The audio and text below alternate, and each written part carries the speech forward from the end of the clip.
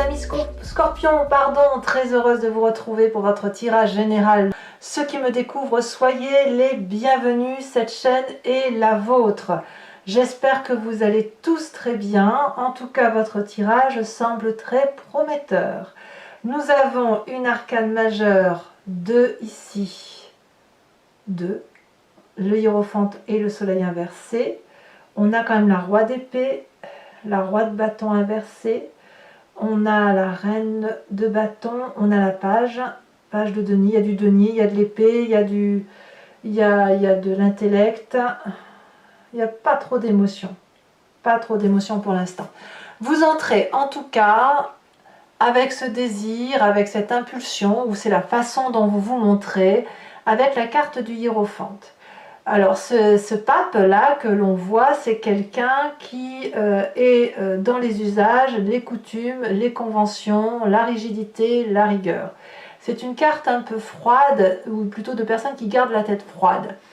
C'est aussi le signe du taureau, hein, c'est l'emblème, c'est la carte du taureau par excellence, donc des personnes qui sont ancrées aux valeurs de la terre, à la convention, aux usages et à la rigidité du respect du comportement des autres, hein, se respecter soi-même pour être respecté des autres et respecter les autres pour être respecté. Autrement dit, pour être respectable, il faut être respecté. C'est votre devise sur ce début de mois.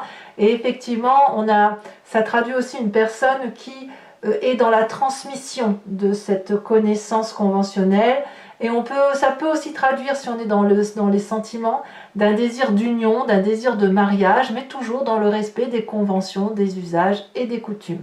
Donc vous avez ça en entrant, hein, dans ce conformisme, ce traditionnalisme, un comportement et d'éducation irréprochable. Voilà, ça c'est votre façon de voir les choses. Et pour certains, si on va vers plus de spiritualité, quelqu'un qui se raccroche un peu à la foi, alors la foi n'étant pas forcément religieuse, mais à une valeur intérieure qui vient de son passé. Voilà, on prend le bon de son passé pour respecter un peu de là où on vient. Alors, qu'est-ce qu'on a dans son environnement qui favorise toute cette énergie et à l'inverse qui pourrait la remettre en cause? L'événement favorable, c'est qu'on ne se prend plus la tête avec certaines responsabilités. On va être peut-être un peu plus sur la défensive par rapport aux événements de l'extérieur, à prendre moins les choses pour soi. Vous allez être moins subordonné à la responsabilité de l'environnement. C'est pourquoi? Parce que vous vous êtes fait autorité vous-même. C'est-à-dire que vous n'avez pas besoin de vous en rajouter sur les épaules, vous vous mettez la pression tout seul. Et le fait que vous vous rendiez compte de tout ça fait que vous allez refuser les compromis. Si on vous demande de faire preuve d'un peu plus de flexibilité, la réponse c'est non. C'est je ne veux pas être subordonné, je ne veux pas qu'on me dise ce que j'ai à faire, je veux impérativement refuser les compromis, refuser les échanges, ça doit aller dans ma direction. Alors ça vous est favorable. Si c'est l'événement qui est comme ça autour de vous et qui est inflexible avec vous, ça va renforcer votre rigidité et votre froideur. Si à l'inverse, c'est vous qui ne voulez pas être inflexible, on me dit que c'est une bonne chose parce qu'à un moment donné, il faut vous réparer. Voilà. L'événement défavorable, c'est que vous êtes tenu par l'argent et l'investissement. C'est ça qui vous donne cette consistance. Alors quand je dis l'argent, ça peut être aussi tout le matériel, ça peut être le travail. Là où il y a votre faiblesse, c'est le fait qu'effectivement, vous avez besoin de faire les choses sur du long terme, sur un investissement d'avenir, sur une planification. Enfin bref, les opportunités lointaines qui vous donnent le sentiment d'avoir un avenir meilleur d'un point de vue matériel, un financement peut-être qui vous serait proposé, ça vous est défavorable. Voilà. Même si vous faites un emprunt, votre ambition, votre grandeur d'ambition, elle est apparemment défavorable. Alors, on ne va pas se mentir, comme c'est l'environnement, c'est peut-être l'ambition des autres qui vous est défavorable. On vous demande peut-être de faire des choses que vous ne voulez pas faire. Peut-être qu'on vous demande d'investir sur un projet auquel vous ne croyez pas parce qu'il est probablement trop audacieux. Donc comment on fait pour ne pas se faire manipuler? Eh bien, dans le présent, clairement, on a ce roi d'épée. On se fait donc aider par quelqu'un qui est un peu moins conventionnel, mais qui a cette intelligence intellectuelle et ce sérieux pour prendre en main les choses et pour expliquer ce qui se passe. Parce que quand on a le hiérophante, qu'on a cette sagesse, cette rigueur, etc., on a peut-être un peu du mal à voir la manipulation arriver, à voir le comportement un peu audacieux de certaines personnes de vous faire des choses que vous ne voulez pas. La carte du hiérophante, dans ces conditions, elle nous invite à lire les petites lignes d'un contrat, vous voyez, pour ne pas se faire manipuler. Et dans votre présent, vous n'êtes pas seul, vous vous faites aider de ce roi d'épée, qui peut être un médecin, qui peut être une personne intelligente, instruite, une experte, quelqu'un qui est strict, sérieux et rigoureux, qui ne se laisse pas influencer par Pierre-Paul Jacques, vous voyez. C'est quelqu'un qui détient la vérité et qui prend les choses en main. Donc, quelque part, vous avez l'art de maîtriser cette rigidité qui n'en est pas une. Vous faites aider par une personne pour dire que vous restiez absolument ancré dans votre vérité et qu'on ne vous détourne pas de votre vérité. Alors, ce roi d'épée là, couplé à votre rigidité, le fait qu'on vous dise de tenir bon, en fait, on tient bon, elle a pour effet de modifier votre comportement cellulaire inconscient. C'est-à-dire que l'inconscient, pour moi, c'est ce qui n'arrive pas à être clairement identifié, peut-être parce qu'on vibre d'une certaine façon. On n'a pas toutes les réponses dans l'inconscient. L'inconscient, il est enfoui au fond de soi et il nous vient de notre génétique, de notre éducation et des grands événements de sa vie. On fonctionne par mécanisme, par mimétisme. Cette 7 de bâton me dit que votre corps, votre esprit, inconsciemment, est en train de s'armer, de protéger son territoire, comme un guerrier qui apprend à lancer le bâton et à se muscler intellectuellement et se muscler physiquement pour pouvoir renvoyer les coups, pour aller vite, pour devenir un expert dans l'âme, pour être... voilà, on a envie vraiment dans son corps d'être persévérant pour dire de protéger son espace vital. On a ça. Et ça, à mon avis, ça vous est favorable. Alors, ce qui est curieux, c'est que vous avez dans votre passé cette énergie qui fait que vous avez un inconscient qui s'arme comme ça, l'as de pentacle. L'as de pentacle, elle vient d'une ressource supplémentaire issue d'un passé. On vous a apporté un cadeau sur un plateau, une manifestation de vérité, une ressource supplémentaire qui vous a apporté probablement une prospérité et un meilleur avenir, d'accord? Ça vous vient de votre passé, c'est quelque chose qui s'est construit, bien sûr, mais il y a eu une impulsion de réussite. Cette impulsion de réussite, elle s'est construite tout au long du temps. Mais je pense qu'effectivement, le fait que vous soyez assis, vous attirez forcément des personnes plus ou moins malveillantes, des personnes qui veulent vous faire réinvestir, et vous n'avez pas d'autre choix que de vous faire conseiller pour réapprendre à muscler ce cerveau et remuscler ce corps pour s'adapter aux nouvelles circonstances de l'environnement. Parce que vous n'avez pas besoin de prendre plus de responsabilités parce que vous en avez assez sur les épaules. Voilà.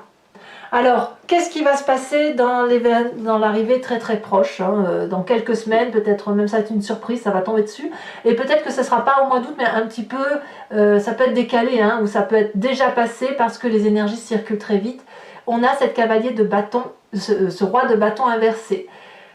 Très très rapidement, il y a le vice qui va apparaître. Le roi de bâton, c'est la personne qui est autoritaire, qui démarche, qui va toujours de l'avant, qui a ce côté un peu de leadership, qui protège la famille, etc. Et là, il y a une impulsion inversée, c'est-à-dire que le roi de bâton comme ça, il va s'arrêter net.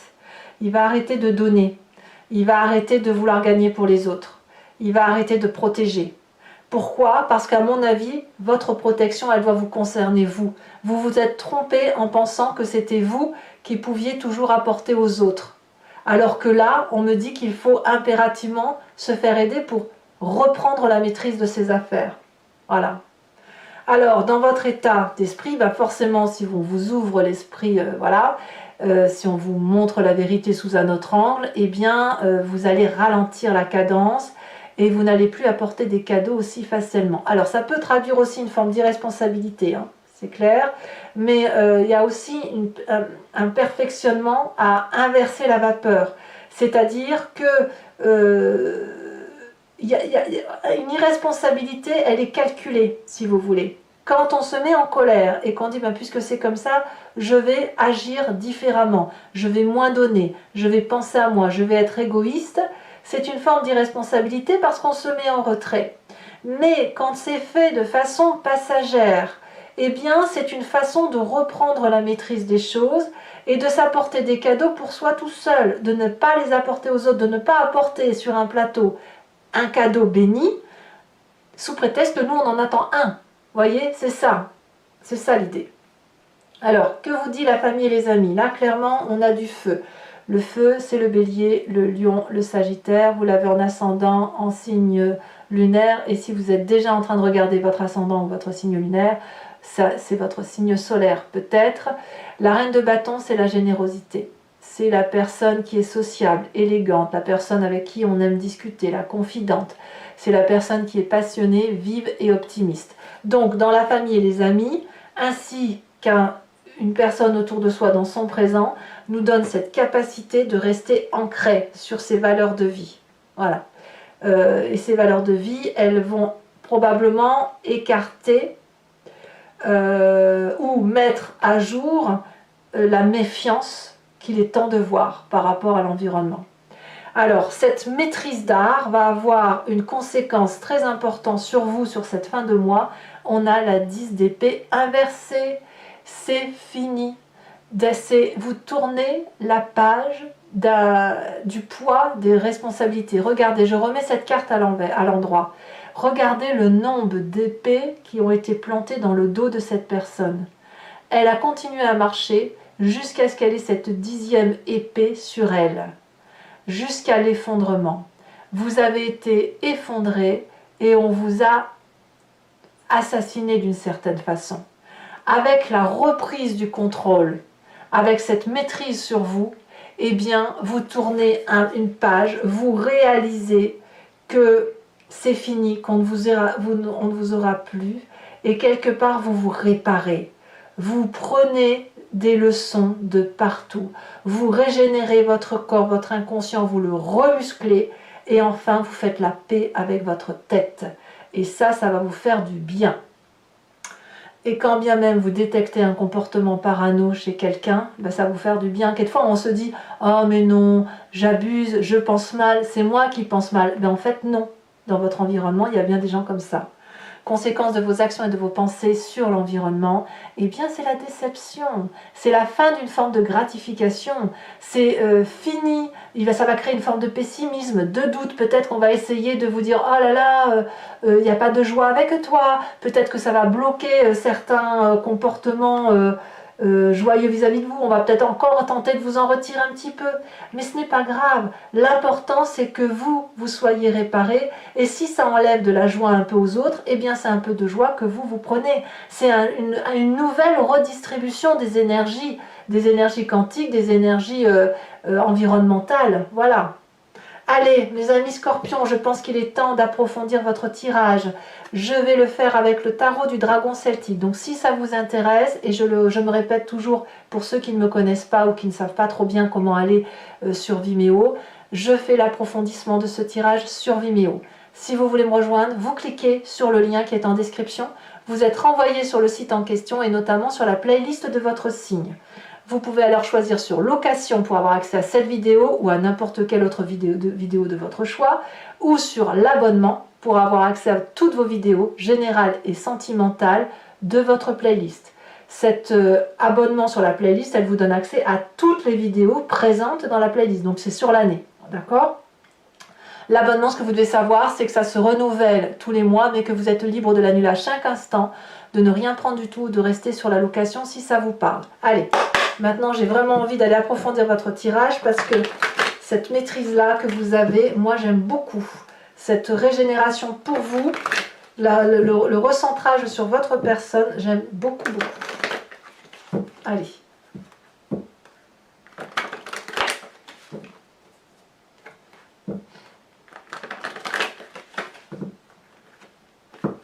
Alors, qu'est-ce qu'on a sur le hiérophante?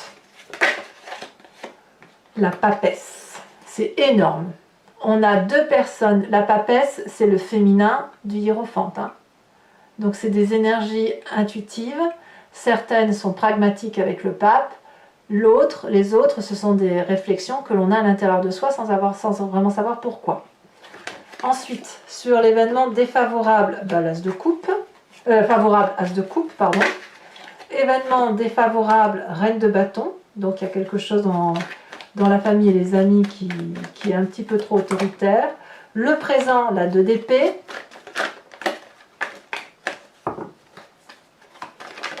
Sur votre inconscient, la mort, c'est très très bien. Vous changez d'état d'esprit, d'état de corps, vous modifiez cellulairement votre ADN.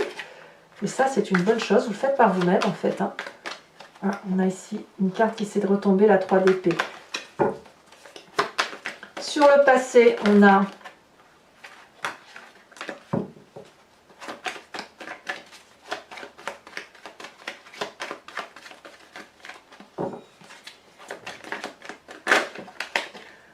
la 8 de coupe.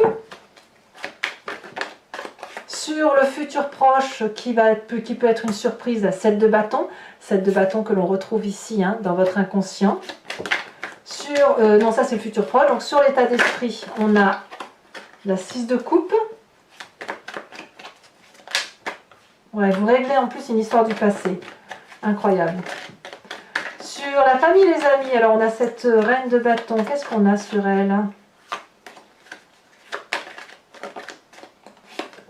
On a la 8 d'épée. D'accord. Sur les conséquences de vos actions et de vos pensées sur vous-même, la cavalier de bâton. Et sur les conséquences de vos actions et de vos pensées sur l'environnement, nous avons la vallée d'épée. Alors toujours pour ceux qui me suivent sur Vimeo, je vais tirer 5 cartes et ça s'appelle le grand jeu de Mademoiselle Lenormand et je vais faire son interprétation. 5 cartes qui parlent du passé, qui vous influencent, comment ça se traduit dans votre présent et ce qui va se passer dans votre futur proche. Allez, c'est parti. Alors pour ça, il faut vous poser une question plus ou moins précise ou vous laisser porter par le jeu et j'y réponds avec ce tirage-là.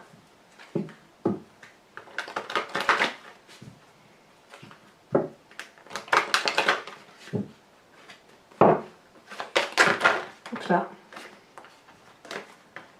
Sachez aussi que sur Vimeo, je rajoute des cartes. Hein. C'est très très souvent pour avoir des précisions quand c'est pas assez pointu pour moi. Hein. Allez, on a ici la 2 de pique.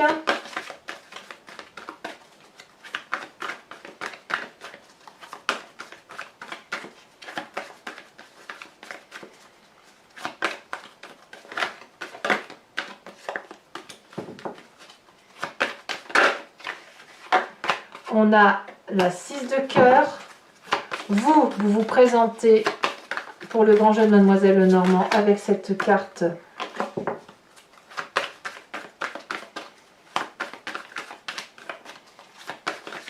Allez, un tirage clair.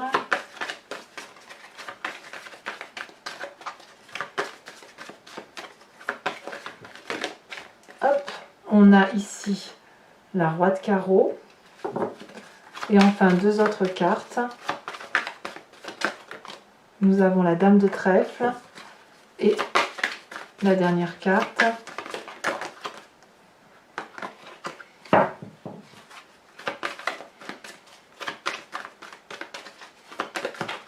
La dernière carte, c'est la 7 de cœur. Maintenant, je vais vous tirer également des cartes socle et cartes support, pour chacun des décans, afin de vous donner un conseil ou de voir un petit peu votre état d'esprit. Ça apportera une précision supplémentaire sur le mois tel qu'il se déroule.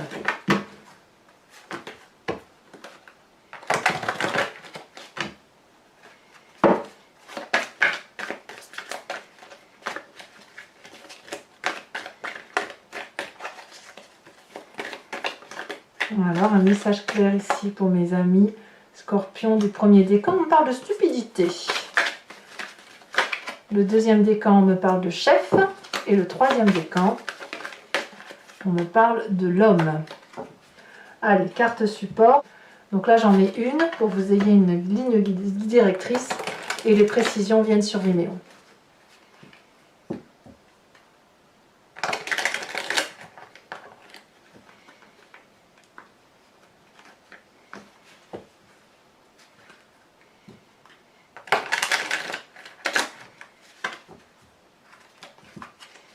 Alors, sur la stupidité, qu'est-ce que l'on a? Allez, un message clair pour mes amis Scorpions. Ah, ça c'est intéressant. Chef, chef de la musique. Et l'homme.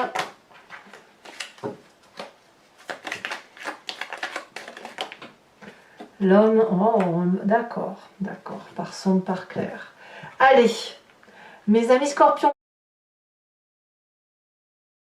n'hésitez pas à vous abonner, c'est important pour le soutien de la chaîne, mais aussi à commenter, j'adore vous lire, vous le savez, j'aime aussi vous répondre, et puis liker, partager si vous le souhaitez. J'ai été très heureuse de vous faire cette lecture, je vous souhaite un excellent mois. À très bientôt, bisous bisous.